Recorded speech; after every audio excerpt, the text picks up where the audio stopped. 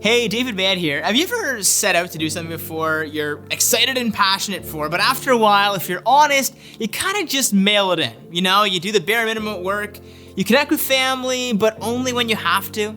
I'm sure we've all had these moments, right? Seasons of coasting. You're a good starter, but not such a good finisher. And perhaps in this pandemic, that's accelerated. You've felt the temptation to cave. I want to remind you that the Bible has a lot to say about finishing and finishing well. In fact, sometimes the best examples to learn from are ones of failure. About 700 years before Christ, there was this young guy named Uzziah. He became the king of Judah. He was 16, so by today's standards, he was just old enough to write his first test for his driver's license. But he actually didn't show his youth much at all. He was really diligent from the get-go. He had this well-trained army equipped with all sorts of artillery, and even built towers in Jerusalem for the soldiers to shoot from. He even built towers in the wilderness and dug cisterns so that the livestock could be cared for. And along the way, Uzziah became so powerful that his fame spread far and wide.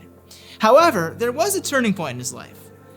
Just like there can be in ours, in the beginning, King Uzziah, he earnestly depended on God. He would seek the Lord and God would give him success. It was a sure recipe that he just kept repeating. But eventually, as he stepped back and examined all that he had accomplished, he started taking personal credit. 2 Chronicles 26:16 says, "But after Uzziah became powerful, his pride led to his downfall. He was unfaithful to the Lord his God." It got so bad that Uzziah even discredited the sacred Jewish rules for sacrifice. This was only meant for priests, and yet he went into the temple to burn incense. Not only did the priests confront him for his disobedience, but he broke out in leprosy, a disease that marked you as an outsider. And this leprosy stayed with King Uzziah all the way until his death. Perhaps the apathy that you're feeling towards God hasn't shown up in such an obvious way to others, but it's starting to manifest.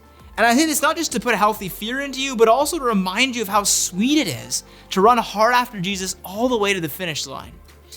There was a sociological study done once for 50 people over the age of 95, and they were all asked this one question. If you could live your life over again, what would you do differently? The three answers that kept coming up again were, I would reflect more, I would risk more, and I would do things that would live on after I'm dead. Too often we go to God when it's convenient for us. We go in our weakness, but not in our strength. Remember, the Christian life isn't just about how you start, it's also about how you finish.